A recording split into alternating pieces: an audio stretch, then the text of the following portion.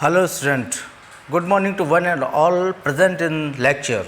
I, Captain Dr. Vinod Kumar Berwa, Associate Professor of English and SRP and Associate NCC Officer of SRP Government College, Bandikoi. Today, I am going to take class for BA Part 2nd year, paper 1st, the selected poems. In previous class, I have given a detailed description and introduction about G.G. Byron, his personal life, his literary career, and about the detailed description of the present poem There is a Pleasure in the Pathless Woods, which is taken from Childe Harold's Canto 4th, the last one, and the last 9 stanzas. I have also given a detailed description about the poem by which the poet impressed too much, and after that I have also given the summary of the poem There is a Pleasure in the Pathless Woods. As I told you, I have given a brief introduction about his personal life, his family life. So look at, come on, the opening line of this poem. I would like to start the poem without wasting any time. So students, get ready, be attentive, please open your book, and I would like to start the text very soon. So look at, there is a pleasure in the pathless woods, there is a rapture on the lonely shore, there is a society where none intrudes by the deep sea and music in its roar. I love not men the less, but nature more. So look at, there is a pleasure in the pathless woods. Pathless woods, the open, the endless zone. To say, ऐसा रास्ता, pathless जहाँ जंगल, ऐसा जंगल जिसमें कि रास्ता नहीं होता है, कि there is a pleasure in the pathless woods. जंगल में जो मुझे आनंद की अनुभूति होती है, वो मुझे अल्टीमेट होती है. I just wanted to go in the lap of the nature as I am the to say the worshipper of nature. मैं नेचर का बच्चा हूँ और नेचर को अपने जान से ज़्यादा मैं लाइक करता हूँ, इसलिए I love the nature more. He also said that I feel much rapture, much joy, much happiness, much excitement where there is a lonely shore near the bank of, और to say the near the shore of the sea. जो sea के जो किनारे हैं उनके पास मुझे अच्छा feel होता है. वेयर नन इंट्रूड्स, जहाँ पर मुझे कोई भी डिस्टर्ब करने के लिए नहीं आता है. By the deep sea, near the bank of the sea, by the deep sea, and music in its roar, और इसका अपना संगीत होता है. There is a music in its roar. जैसे जैसे हवा चलती है, वेव्स आती हैं, किनारे से टकराती हैं, तो जो फीलिंग मुझे होती है, जो रैप्चर, जो जॉय, जो एक्साइटमेंट मुझे मिलता है, उसके साथ साथ उसके जो आवाज़ आती है उसका अपना जो म्यूजिक होता है, और जो उसका रोर होता है, जो उसका शोर होता है, उसका अपना म्यूजिक होता है. I love not man the less. इन्होंने बहुत क्लियर अपने पहले ही स्टेंजाज में इस बात को क्लियर कर चुके हैं कि मैं आदमी को कम प्यार नहीं करता हूँ. I love not the man less, but I love nature more. He said that कि मुझे प्रकृति से बेहद लगाव है. हाँ, मैं आदमी को भी बहुत प्यार करता हूँ, लेकिन प्रकृति को मैं ज़्यादा प्यार करता हूँ. बहुत तरीके से बोलते हैं कि मुझे जो जंगल है, मुझे समुद्र का किनारा है, सी शोर है, उनके नियर बाय मुझे अपना अलग आनंद प्राप्त होता है. जंगल होते हैं, जंगल में अपनी एक आवाज़ होती है. उस आवाज़ जो मुझे आती है वो उसका अपना म्यूजिक है. समुद्र के किनारे का अपना म्यूजिक है. आप देखिएगा कि ये जो समुद्र का किनारे का जोन है, आप ये इसके अलावा ये देखिएगा कि ये आपका प्रकृति का पार्ट है, और ये आपको जो है फ्लावरिंग्स वगैरह हैं, और ये जो है आपका जो कहेंगे कि वुड्स है, जंगल है, पाथलेस वुड्स है. सो जब समुद्र में हवाएं तेज़ चलती हैं तो उसका अपना म्यूजिक होता है, अपना रोर होता है. ऑन द अदर हैंड, अगर हम नियर द बैंक ऑफ इसके किनारे बैठेंगे तो इसकी जो वेव्स हैं जो किनारे से आके टकराती है तो उनका अपना म्यूजिक है। ऑन द अदर हैंड जब हवा बहुत तेज़ी से जंगल में चलती है तो उसका अपना म्यूजिक होता है। तो दोनों का अपना अपना स्थान है। तो I love the company of to say nature. I just want to join nature. Nature for me is the best one. मैं आदमी को उतना ही प्यार करता हूँ जितना मुझे करना चाहिए, लेकिन हाँ, प्रकृति और आदमी में अगर तुलना की जाएगी तो मैं प्रकृति को ज़्यादा प्यार करता हूँ। बायरन ऑल्सो सेड दैट कि मुझे जो प्यार है वो उसका रीज़न ये है कि मेरे अंदर बहुत सारी गलतियाँ हैं। Man is made to do mistakes. प्रकृति के अंदर किसी भी तरीके की कोई आपको गलती नहीं मिल सकती है। हम लोग मल्टीपल एक्ट्स इस तरीके के करते हैं जिसकी वजह से हम कहीं ना कहीं किसी न किसी रूप से अपनी आत्मा को, अपने जो हमारी सोच होती है उसको कहीं ना कहीं पॉल्यूटेट कर देते हैं। प्रकृति में उस तरीके का कोई भी पॉल्यूटेड जोन होने की संभावना नहीं है। उन पाप जो हमने कमिट किए हैं उनके दुष्प्रभावों से जो हमारे जहन में एक चिंता आती है, उस टेंशन से रिलीज पाने के लिए, उससे छुटकारा पाने के लिए I just want to go in company of nature. I just want to go near the bank of the sea और to say in the pathless woods. में जंगल में जाना चाहता हूँ क्योंकि वहाँ की जो शांति है, वहाँ का जो अपनापन है वो मुझे अपना लगता है। जो मेरे अंदर जो गंदगी है, जो मेरे अंदर जो मलिनता है, जो मैंने बहुत कुछ गलत एक्ट किए हैं, किसी को जाने अनजाने में मैंने परेशान किया होगा, तकलीफ़ दी होगी, कुछ बोला होगा, उन सब से मैं अपने आप को अलग करके अब मैं कुछ वक्त प्रकृति की लैप में बिताना चाहता हूँ, जिसकी वजह से शायद हो सकता है कि प्रकृति मुझे कुछ जो बड़े होने वाले पाप है, मेरे साथ जो कुछ घटना घटित होने वाली है, उससे शायद मुझे बचा ले।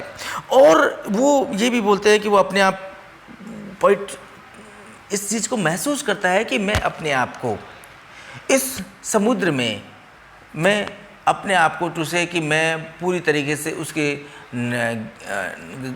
नज़दीक आना चाहता हूँ, मैं उस प्रकृति का पार्ट होना चाहता हूँ। मुझे किसी भी तरीके का जो लगाव है इस सोसाइटी से अब वो नहीं। हाँ, मैं ह्यूमन बीइंग को लव करता हूँ, मानव सभ्यता को भी लव करता हूँ, लेकिन उसमें मुझे बहुत सारी गलतियाँ नज़र आती हैं, बहुत सारा छोटापन नज़र आता है जो मुझे इसमें मतलब मेरे मन को अच्छा फील नहीं होता है। So just I want to get rid of all these acts. I just want to go near the और to say in the lap of nature so that I can explain my self better in a better way. और भी बात करते हैं कि वो इस ब्रह्मांड में मिल करके, इस प्रकृति में मिल करके एक भावना शून्य होकर के अपनी जो अच्छाई है उसको बेटर वे में रिप्रेजेंट करना चाहता है। और भी बात करता है कि मैं एक्सप्लेन तो बहुत कुछ करना चाहता हूँ, but I don't want to explain और टू से कि I am unable to express my feelings. Reason उसका यही है कि मैं अपना व्यक्तित्व को प्रकृति के साथ में मिला देना चाहता हूँ। आगे देखिए, from these our interviews in which I steal from all may be or have been before. And to say, he said that from all my, all may be or have been before, to mingle with the universe and feel what I can never express yet cannot to conceal। बहुत कुछ मेरे अंदर है, मेरे जो बारी बारी से जो आइडिया आ जाते हैं, जैसे मैंने आपको एक्सप्लेन किया, फ्रॉम दीज आर इंटरव्यूज, जो मैं बारी बारी से इंटरेक्ट करता हूँ नेचर के साथ में, सोसाइटी के साथ में, तो मेरे बहुत सारे आइडियाज़ निकल करके बाहर आते हैं। और वो क्या है, इन विच आई स्टील, मुझे थोड़ा अपने आप को खोया हुआ सा महसूस होता हूँ, कहीं अपने आप को ठगा हुआ सा महसूस करता हूँ। From all I may be, कि मैं जो कुछ आज हूँ, और हैव बीन बिफोर, या पहले जो कुछ रहा हूँ, to mingle with the universe, मैं इस ब्रह्मांड में मिक्स होना चाहता हूँ, मिलना चाहता हूँ, क्योंकि मेरा पहले का और बाद का मुझे नहीं पता कि कितनी सारी गलतियाँ मैंने कमिट की हैं और आने वाले टाइम में मैं कितनी गलतियों को कमिट करूँगा। उन सब से मैं छुटकारा पाना चाहता हूँ। And feel what I can never express, मैं महसूस करता हूँ कि जिन चीज़ों को मैं एक्सप्रेस नहीं कर पाया, जो जिन चीज़ों को मैं इंटरप्रेट करना चाहता था, उन चीज़ों को मैं इंटरप्रेट नहीं कर पाया, yet can not all conceal, और ये भी बात है कि मैं उन सबको कंसील नहीं कर सकता, उनको छुपा नहीं सकता। ये मेरी अपनी ड्रॉबैक्स है, अपनी कमजोरियां हैं। Roll on, he says, roll on thou the deep and dark blue ocean, roll on 10,000 feet sweep over thee in vain.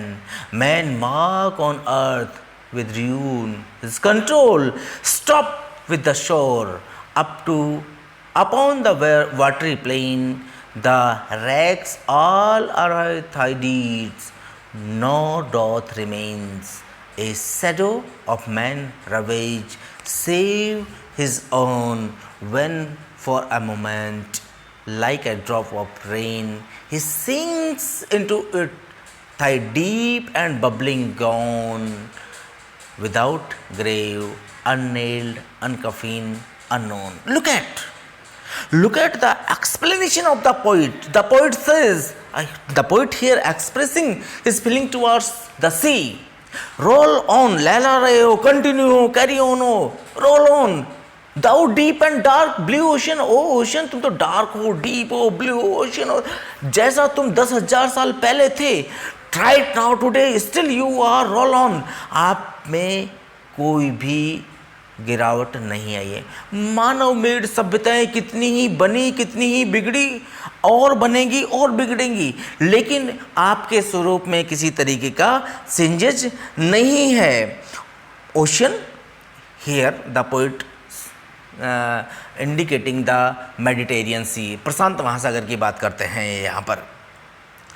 And he says 10,000 feet sweep over the in vain, जंगी जहाज बेड़ा 10,000 फ्लीट स्वीप, हजारों, 10,000 10,000 fleet SVEEP आए और चले गए, मतलब जंगी जहाज बेड़ा तुम्हारे ऊपर खूब तैरा, खूब बहा, खूब चला ओवर द इनवेन, लेकिन वो सब वेस्ट रहा। मनुष्य ने समुद्र पर भी कब्जा करने की कोशिश की, बहुत सारे आर्माडा एंड टू से मल्टीपल जो टाइटैनिक, बहुत सारे जंगी जहाज बेड़े उन्होंने मानव ने अपने द्वारा निर्मित किए हैं, बनाए हैं, और उनके द्वारा वो प्रकृति के ऊपर अपना अधिकार करना चाहता है।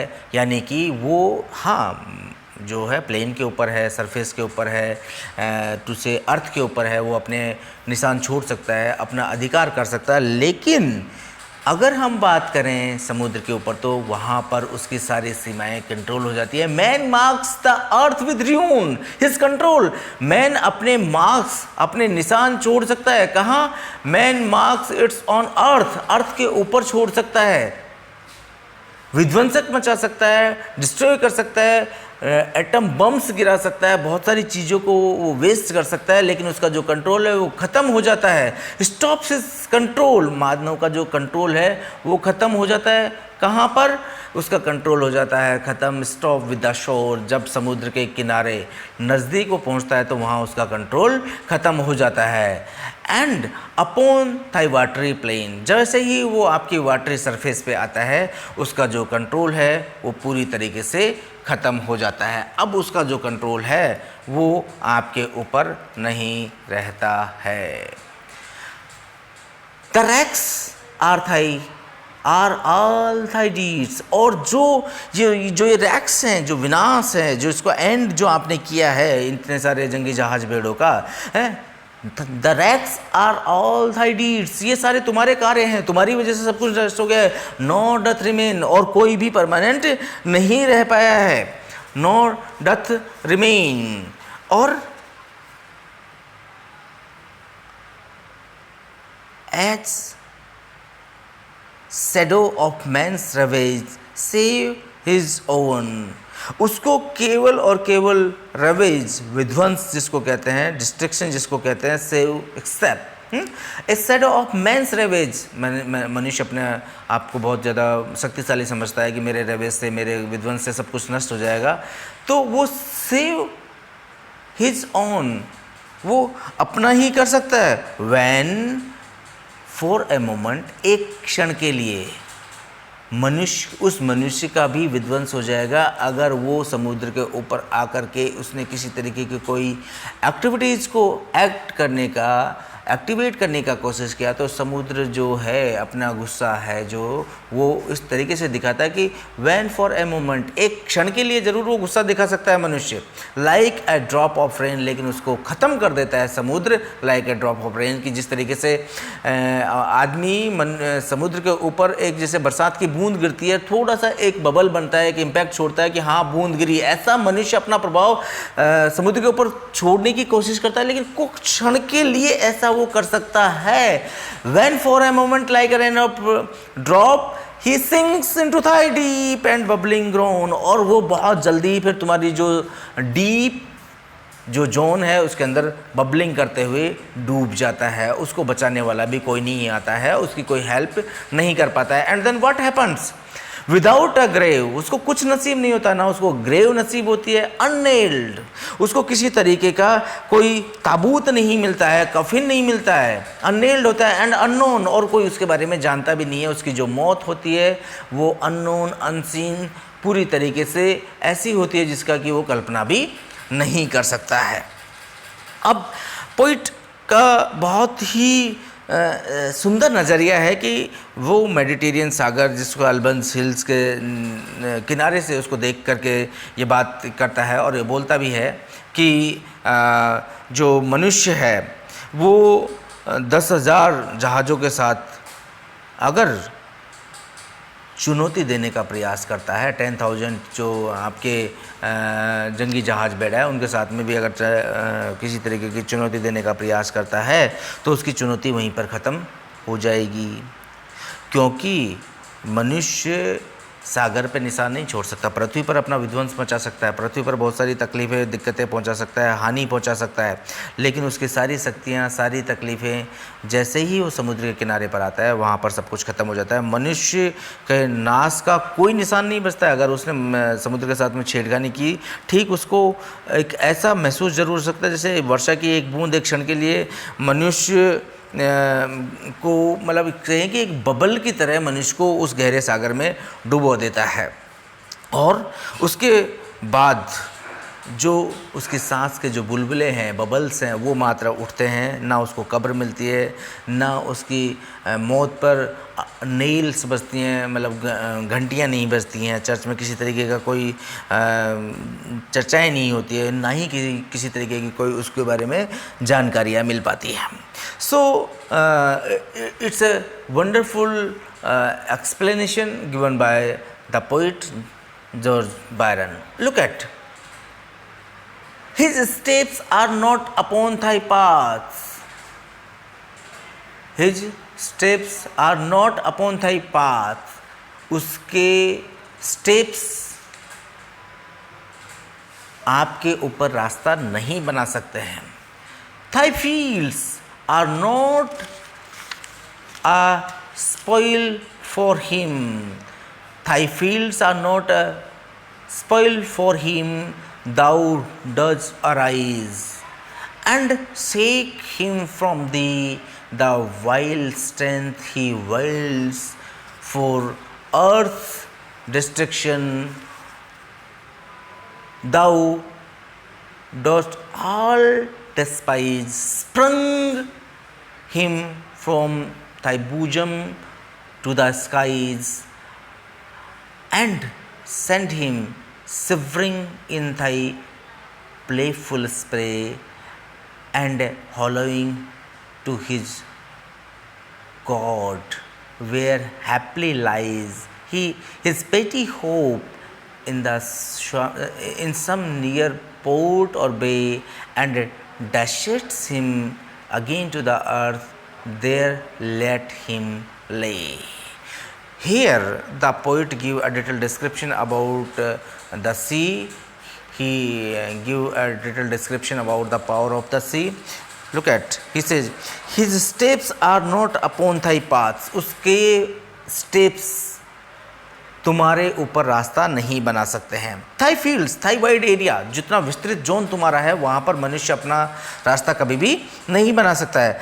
Are not a spoil for him, और वो जो स्पॉइल है, जो लूट का धन है जो लेकर के वो आया है, डाउ डॉज अराइज, जब तुम्हें गुस्सा आता है, जब वो जहाज़ों में अपना लूट का धन लेकर के जाता है और जब तुम्हें गुस्सा आ जाता है, तुम वेकअप हो जाते हो, एंड सेकर हिम फ्रॉम दी, और तुम फिर उसको बहुत दूर फेंक देते हो, तुम अपने आप से उसको बहुत दूर फेंक देते हो।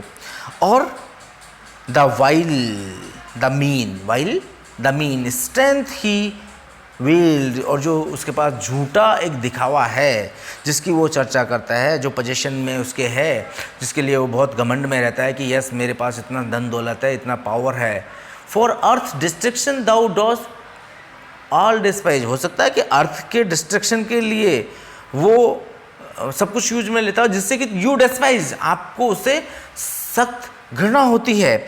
स्प्रंग हिम, लेकिन तुम उसको दूर फेंक देते हो, स्प्रिंग की तरह ठुकरा देते हो। Him from the bosom to the skies, तुम्हारे ब्रेस्ट से, तुम्हारे बूजम से, तुम्हारे हार्ट से, टू द स्काईज, आसमान में तुम उसको उछाल देते हो। किस तरीके से? Like a playful spray, and send him, और तुम उसको भेज देते हो, and same him and send him shivering in the playful spray, और वो फिर ट्रैम्पलिंग करता है, सिवरिंग करता है, और shivering in the playful spray, वो जो सो उसकी बावर है, जिसको कहा जाए कि प्लेफुल अनसिम्पैथेटिक वे में, जब उसकी वेव्स समुद्र की बहुत तेज होती हैं तो वो फिर उनको बावर के साथ, शॉवर के साथ, स्प्रे के साथ आप उसको दूर फेंक देते हो। हिज पेटी hop and now he trembling and से, हे भगवान, हे गॉड, मुझे बचा लो।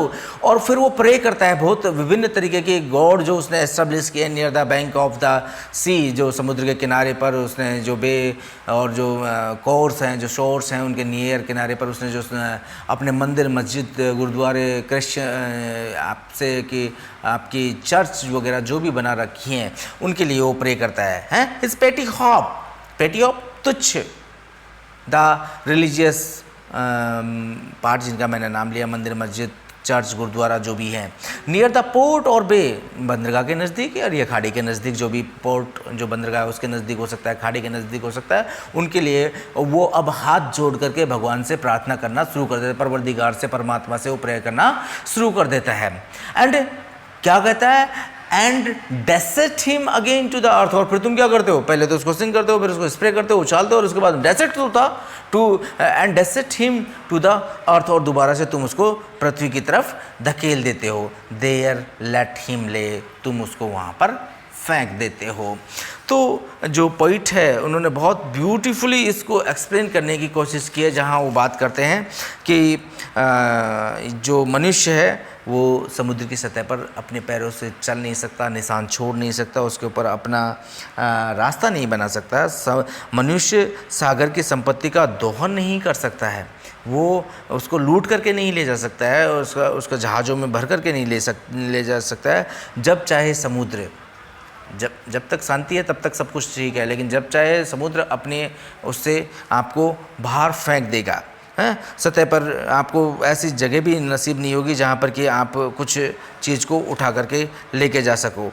मनुष्य जिस राक्षसी शक्ति का उपयोग, जिस मिसाइल्स का, बम्स का, एटम बम्स का प्रयोग पृथ्वी के विनाश के लिए यूज करता है, वो सागर जो है उसकी उपेक्षा करके मनुष्य को बहुत दूर भेज देता है, उछाल देता है, नष्ट कर देता है। मनुष्य पानी से भीगकर कांपता है, और स्प्रे की तरह जैसे उसको चलता है शॉवर्स के साथ में, वेव्स के साथ में, तो फिर वो उसके बाद में कांपता हुआ देवी देवताओं से रक्षा, परमात्मा से, परवरदिगार से, भगवान से, जो भी उसकी पेटी हॉप है उससे प्रार्थना करता है, जो कि उस वो मंदिर, मस्जिद, गुरुद्वारे, चर्च जो भी उसने खुद ने एस्टेब्लिश किए हैं, उनको ही फिर वो मतलब उनसे बोलता है कि हाँ प्लीज़ मेरी रक्षा कीजिए। ये नहीं बोलता कि हे परवरदिगार, हे परमात्मा मेरी रक्षा कीजिए, वो पर्टिकुलर नाम लेकर के उन भगवान देवताओं की आराधना करता है। और फिर जो है समुद्र की वेव्स से फिर जो से सागर जो है उसको दोबारा उस किनारे पर फेंक देता है, और वो मनुष्य कब फेंक देता है? जबकि वो मर जाता है। इस प्रकार सागर की जो शक्ति है बहुत विशालकाय है।